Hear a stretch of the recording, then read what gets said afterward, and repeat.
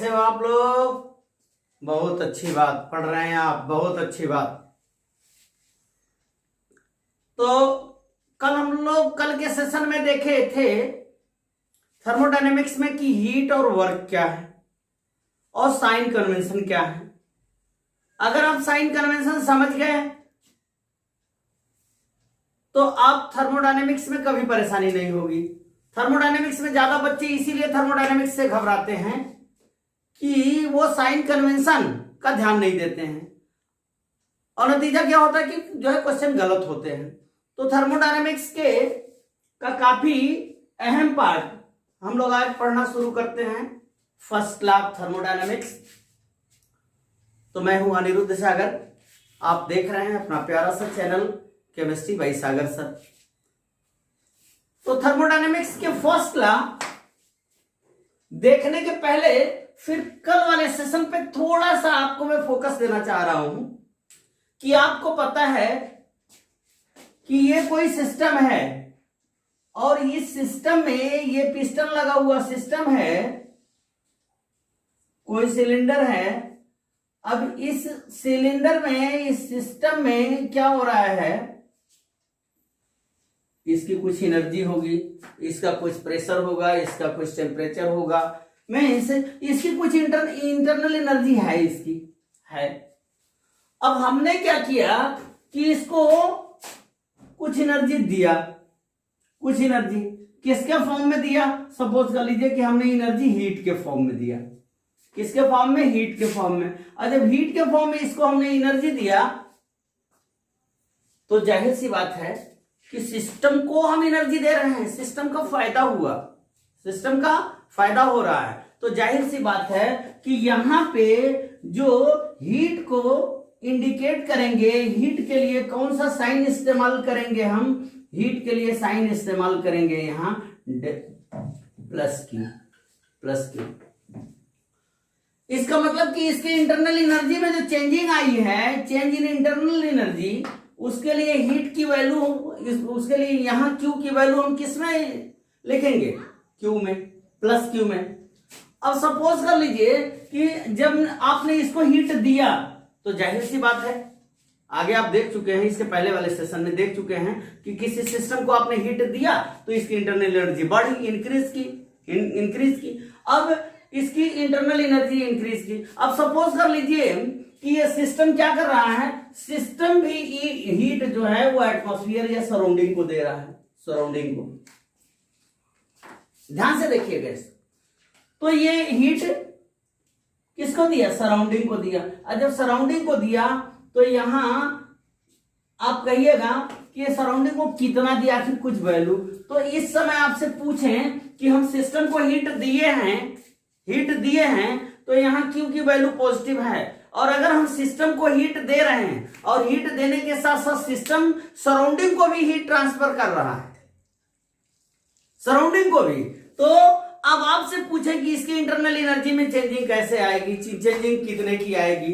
तो आप कहिएगा कि सिस्टम को एनर्जी मिल रही है, सिस्टम भी एनर्जी दे रहा है, इसका मतलब इसमें इसकी इंटरनल एनर्जी में कोई चेंजिंग नहीं है। नहीं, तो ये आप गलत सोच रहे हैं। इतना जल्दी उसको जस्टिफाई मत कर लीजिए। आपको ये देखना पड़ेगा, आपको यहां ये देखना पड़ेगा, क्या देखना पड़ेगा कि हमने कितनी हीट सिस्टम को सप्लाई की, हमने सिस्टम को कितनी हीट सप्लाई की और सिस्टम ने सराउंडिंग को कितनी हीट ट्रांसफर किया, ये आपको देखना जरूरी है। जब आप इस दोनों की वैल्यू देखेंगे तब तो आप जस्टिफाई करेंगे कि यहां पे इस सिस्टम की चेंज इन इंटरनल एनर्जी वो फायदे में है कि नुकसान में है? नुकसान में है।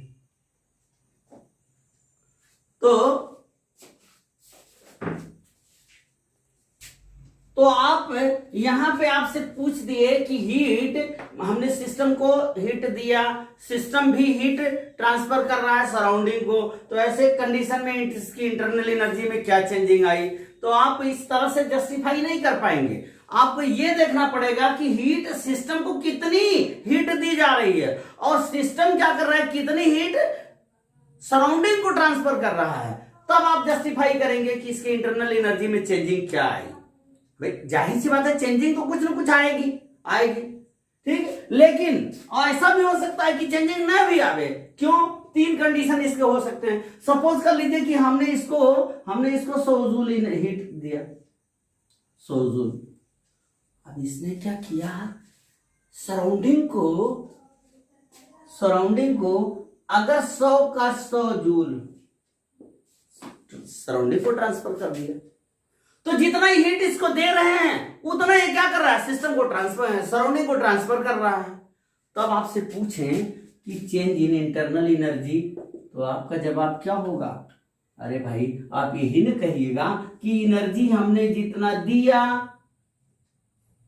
और जितनी एनर्जी पहले की थी इसमें से E2 माइनस E1 करेंगे तो निकल के आएगा, या ऐसे कह दीजिए कि जब इसकी पहले की एनर्जी जितनी, ये आपका हो गया ये फाइनल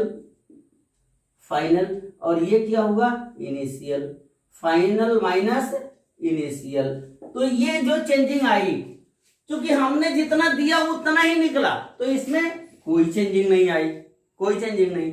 लेकिन अगर आपसे कहें कि 100 जूल इसको सप्लाई किया हमने, 100 जूल सप्लाई किया और इसने क्या किया कि केवल 80 जूल ही सराउंडिंग को दिया, तो इस कंडीशन में आपसे पूछा जाए तो क्या हो जाएगा, फाइनल माइनस इनिशियल, यानी हमने 100 सप्लाई किया, कितना इसने ट्रांसफर किया 80, तो इस कंडीशन में इसके पास कुछ तो बची, कुछ जूल एनर्जी तो बची, तो ये जो एनर्जी बची वो सिस्टम का फायदा हुआ, यानी इसकी इंटरनल एनर्जी में चेंजिंग आई। अब सपोज कर लीजिए कि हमने इसको 100 जूल दिया, लेकिन 100 जूल देने के बाद इसने क्या किया, 120 जूल एनर्जी को एटमॉस्फेयर को, सराउंडिंग को दिया, ये सराउंडिंग को। तो ऐसे कंडीशन में क्या होगा, ऐसे कंडीशन में इसकी इंटरनल एनर्जी में घटेगी। तो ये माइनस में भी हो सकती है, प्लस में भी हो सकती है, ऐसा हो सकता है कि नो चेंजिंग आवे। तो ये साइन कन्वेंशन आपको देखना। सेम वही कंडीशन कि अगर हम इस पे वर्क कर रहे हैं, इसके पिछले सेशन में हीट और वर्क आपको बताए थे, उसको आप देख लीजिएगा, नहीं देखे तो इसको देखने से पहले उसको एक बार देख लीजिएगा कि वर्क करने का मतलब क्या होता है। किसी सिस्टम पे वर्क करने का मतलब क्या है कि हमने सिस्टम पे वर्क तब आप कहोगे कि जब इसके वॉल्यूम में चेंजिंग आएगी। ध्यान दीजिएगा, फिजिक्स में आपको कल आपको बताया था कि फिजिक्स में वर्क कहां होता है, जहां पे डिस्प्लेसमेंट होता है, कुछ ना कुछ डिस्प्लेसमेंट हो। लेकिन केमिस्ट्री में वर्क आप कहां कहिएगा, वर्क केवल उस जगह कहिएगा कि जहां पे वॉल्यूम में चेंजिंग आए। अगर वॉल्यूम में नो चेंजिंग हो, वॉल्यूम नो चेंजिंग है, वॉल्यूम में चेंजिंग नहीं हो रही है, तो वर्क नहीं हो रहा है, कुछ भी आप कर डालिए, उससे आप कहिएगा कि वर्क वहां पे नहीं हुआ, वर्क नॉट डन। लेकिन अगर वॉल्यूम में चेंजिंग आई, चाहे थोड़ी आई, चाहे ज्यादा आई, चाहे कम हुआ या ज्यादा हुआ, दोनों कंडीशन में वहां पे वर्क हुआ है। तो सीधी सी बात है कि अगर सिस्टम पर वर्क किया जा रहा है, ध्यान दीजिएगा, वर्क ऑन द सिस्टम पर वर्क किया जा रहा है, तो यहां पे W की वैल्यू आप क्या लिखोगे, पॉजिटिव, यानी W की वैल्यू पॉजिटिव में आएगी। और अगर सिस्टम के द्वारा वर्क किया जा रहा है, work done by the system, तो ऐसे कंडीशन में W की वैल्यू नेगेटिव होगी।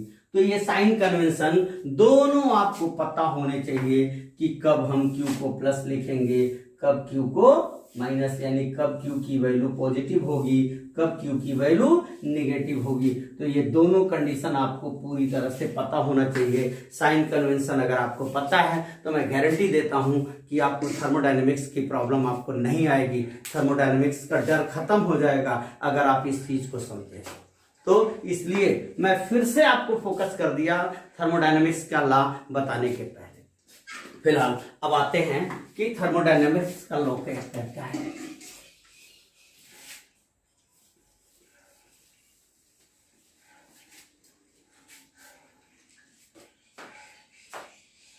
थर्मोडायनेमिक्स का लॉ जो है वो दिया किसने था, Robert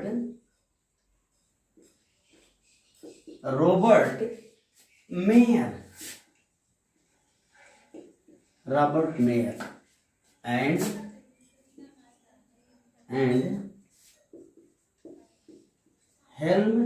Helmholtz Helmholtz,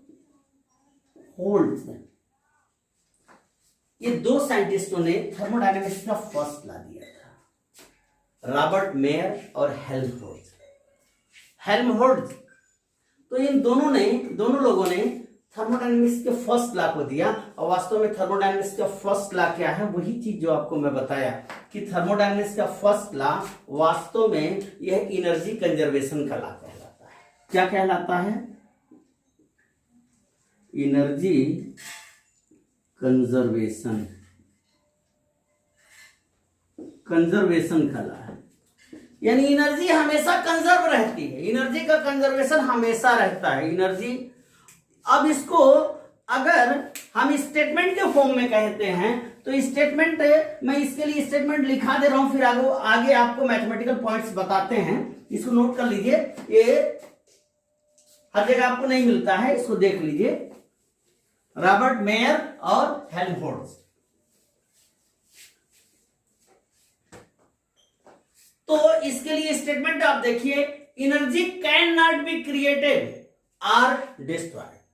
energy can not be created, first energy can not be created और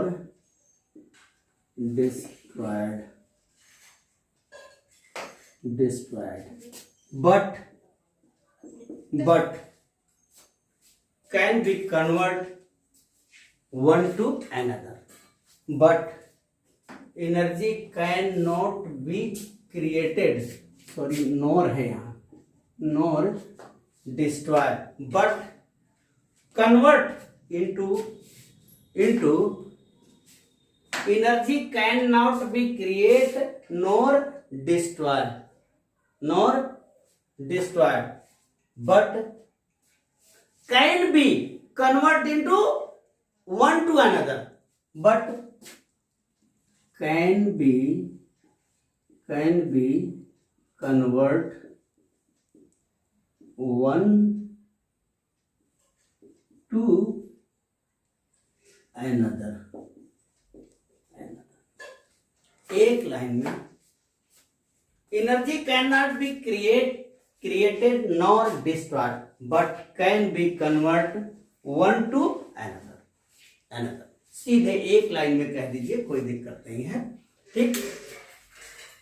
तो सबसे पहला, अब इस लाइन से, इससे अब क्या देखें, energy can not be converted nor destroyed, sorry energy can not be created not destroyed. Energy ना तो हम बना सकते हैं, ना ही उसको डिस्ट्रॉय कर सकते हैं, बट क्या कर सकते हैं, उसको एक फॉर्म से दूसरे फॉर्म में। अब इसी स्टेटमेंट को जो है आप किस तरीके से भी कह दीजिए, कोई दिक्कत नहीं है, लेकिन उसका मेन कॉन्सेप्ट क्या है? मेन कॉन्सेप्ट यही है कि एनर्जी को हम बना नहीं सकते हैं, ना ही उसको खत्म कर सकते हैं, केवल उसका फॉर्म हम कन्वर्ट कर सकते हैं, उसका फॉर्म हम कन्वर्ट कर सकते हैं। दूसरा स्टेटमेंट इसके लिए लिखिए, कॉपी पेन उठाइए, मेरे साथ लिखते जाइए। Total energy of universe is constant. Total energy of universe is constant. Universe की टोटल एनर्जी क्या होती है? कांस्टेंट होती है। कैसे कांस्टेंट आपको बताए? अरे भाई ये है, हमने हीट दिया, हीट इसको दिया, आपको पता है कि अगर इसका हीट सराउंडिंग सिस्टम का हीट सराउंडिंग के हीट से डिफरेंट है तो क्या हो रहा है? एनर्जी हीट के फॉर्म में ट्रांसफर होती जा रही है। और कब तक होगी? जब तक दोनों की एनर्जी सेम ना हो जाए। तो कांस्टेंट हुई। जब तक कांस्टेंट नहीं होती है तो हमेशा पूरे यूनिवर्स की, पूरे ब्रह्मांड की एनर्जी क्या होती है? हमेशा कांस्टेंट रहती है। वो उसमें कभी चेंजिंग नहीं आता है। कुल मिला जुला करके वो एनर्जी उसकी कांस्टेंट रहती है। तीसरा स्टेटमेंट आपको मैं बोलता हूं, लिखिए, whenever a quantity of one kind of energy, लिख दे रहा हूं, लिखते जाइए, साथ में मैं बोल रहा हूं। When ever A quantity of quantity of energy one kind, या ऐसे कह दीजिए, छोटे में लिखिए, बहुत बड़ा हो जा रहा है, sorry. whenever a quantity of one kind of energy, whenever a quantity of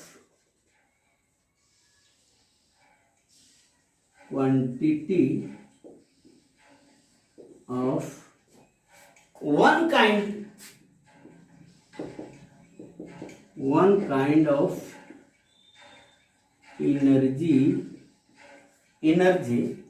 kind of energy disappear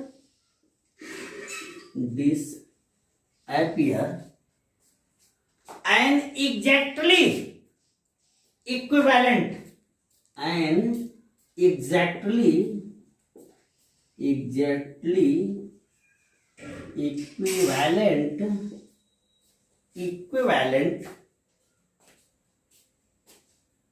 must be appear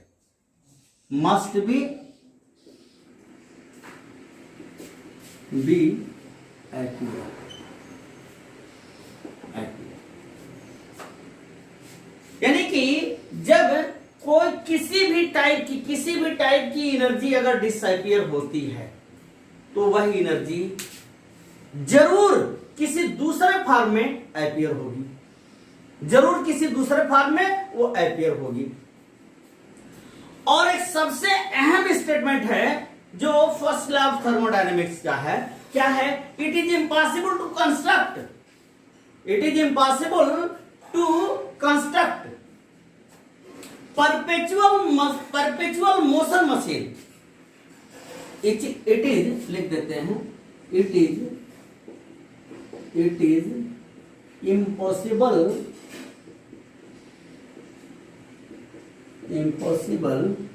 to construct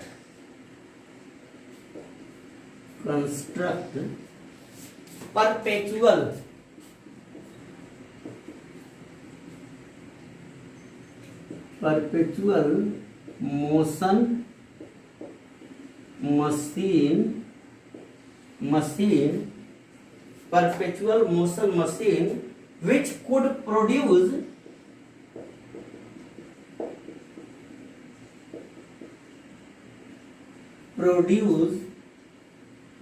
work without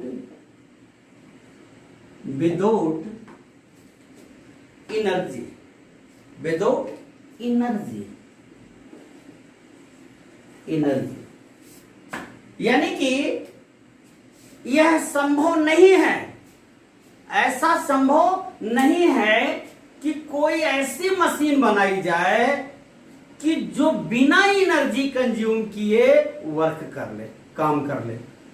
ऐसा संभव नहीं है। ऐसी मशीन को आप बुक में देखिएगा, लिखा रहता है, एक टर्म लिखा रहता है शाश्वत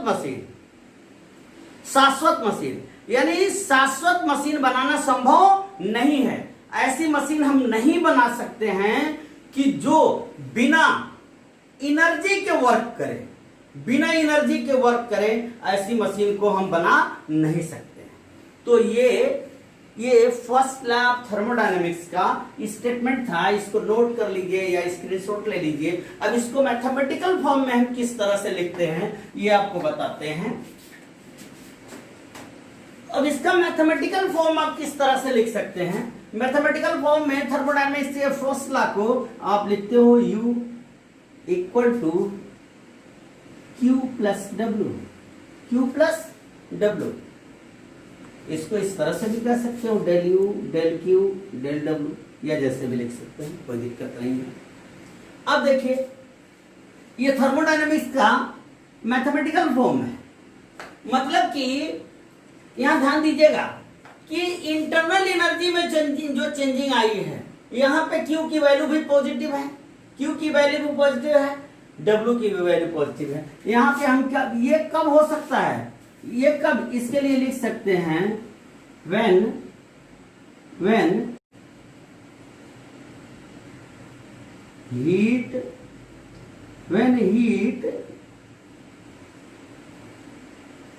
given on the system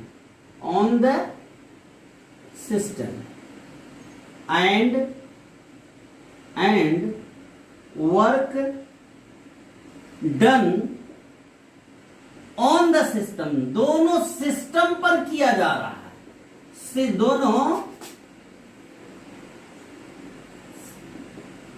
दोनों सिस्टम पर किया जा रहा है। सिस्टम को हीट भी दिया जा रहा है और सिस्टम को क्या किया जा रहा है, सिस्टम पर वर्क भी किया जा रहा है, कुछ ना कुछ काम सिस्टम पे किया जा रहा है। तो दोनों कंडीशन में यहां पे दोनों की वैल्यू पॉजिटिव है। आपको पहले ही मैं बताया कब पॉजिटिव होगी, साइन कन्वेंशन आपको बता दिए हैं। लेकिन आप किसी बुक में आप ये भी देख सकते हैं, किसी बुक में, कि इसी को इस फॉर्म में लिखा जा सकता है। कैसे? U equal to minus Q minus W. अब आप ये मत सोचिएगा कि सर आप तो हमको बताए थे कि U equal to Q plus W होता है। आप यहां तो लिखा हुआ है U equal to minus Q minus W.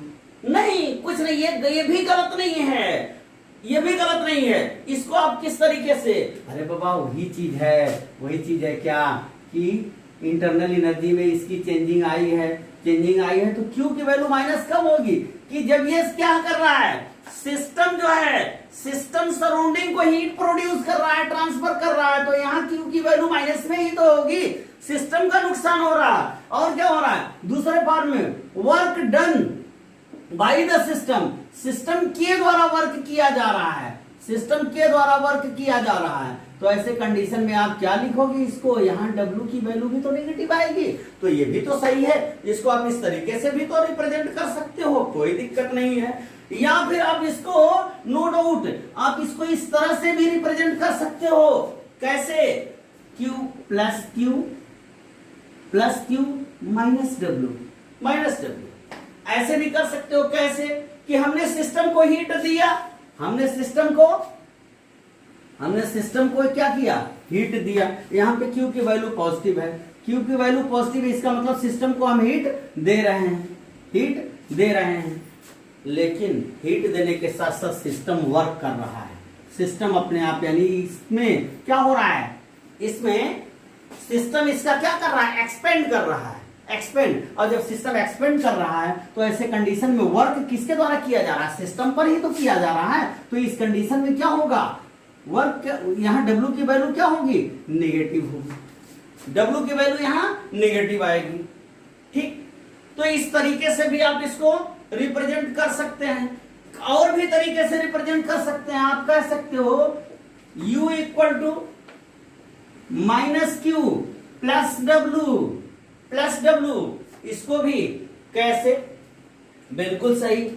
आप यहां क्या कर रहे हो, माइनस क्यू, यानी हीट सिस्टम प्रोड्यूस कर रहा है। कब? जब ये वर्क कर रहा है, यानी वर्क, इसमें कहां लिख सकते, इसमें क्या लिख सकते हैं, वर्क डन। इस कंडीशन में इसके लिए क्या लिख सकते हैं, इसके लिए heat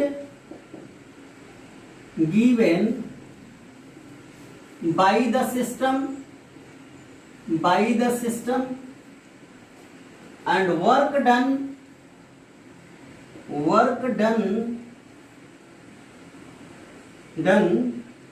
by the system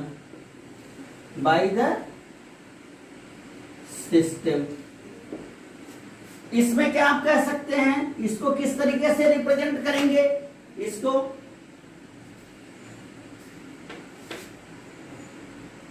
heat given on the system and work done by the system, क्योंकि W की वैल्यू नेगेटिव है, by the सिस्टम। आप इस तरीके से, और इसके लिए क्या लिखेंगे आप, इसके लिए क्या लिखेंगे, इसके लिए लिखेंगे heat given by the system work done on the system, work done on the system,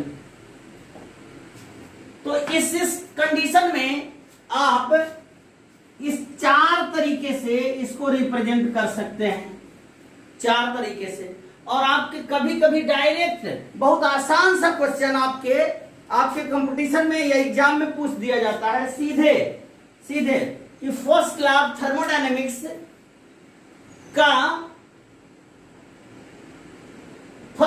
thermodynamics का मैथमेटिकल फॉर्म किस तरह से रिप्रेजेंट हम करते हैं। ये फार्मूला लिख दिया, इसमें से कोई भी उठा के लिख सकता है। तो आप ये मत सोचिएगा कि फर्स्ट लॉ ऑफ थर्मोडायनेमिक्स को केवल हम इस तरह से रिप्रेजेंट करेंगे, del U equal to plus Q plus W, ऐसा नहीं। प्लस क्यू प्लस डब्ल्यू केवल इस फॉर्म में मत रिप्रेजेंट कीजिएगा, इसको आप इस तरह से भी, इस तरह से भी, इस तरह से भी, यानी कंडीशन हो सकती हैं डिफरेंट कंडीशन। और वो कौन कौन सी डिफरेंट कंडीशन है ये मैं आपको दिखाया है। तो इस तरह से फर्स्ट लॉ ऑफ थर्मोडायनेमिक्स के लिए आप इस तरह से ये मैथमेटिकल फॉर्म में इसको रिप्रेजेंट कर सकते। तो इसको नोट कर लीजिए, आपके लिए अच्छा होगा। कहीं कहीं पर कुछ ऐसे क्वेश्चंस भी आ जाते हैं कि कुछ आइडियल गैसेस के लिए आपसे थर्मोडायनेमिक्स के फर्स्ट लॉ केवल आइडियल गैस पे लागू हो गए। आइडियल गैसेस के लिए आप क्या करेंगे, अगर कोई आइडियल गैस है और आपसे यहां कह दिया जाए चेंज इन इंटरनल एनर्जी, तो इसको आप किस फॉर्म में लिखिएगा, इसको आप लिखते हैं NCV del T। N क्या है, नंबर ऑफ मोल्स,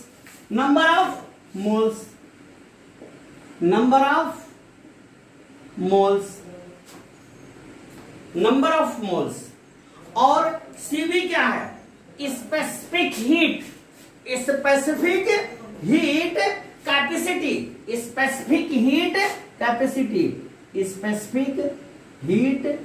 कैपेसिटी, इस तरह से आप इसको। और डेल T क्या है, चेंज इन टेम्परेचर।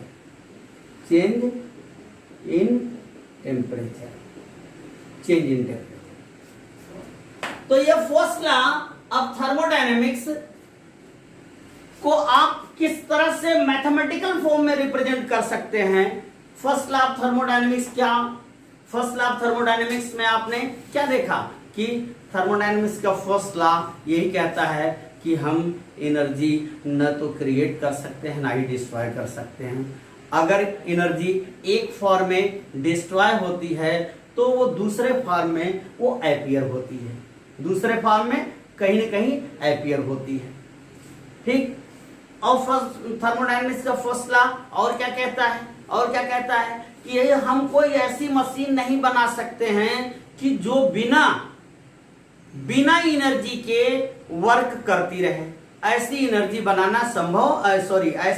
बनाना संभव नहीं है, यानी हम शाश्वत मशीन नहीं बना सकते हैं। और क्या थर्मोडायनेमिक्स का फर्स्ट लॉ ऑफ थर्मोडायनेमिक्स कहता है कि टोटल यूनिवर्स की, टोटल ब्रह्मांड की एनर्जी जो होती है वह क्या होती है, वह हमेशा कांस्टेंट होती है। Total energy of universe always constant.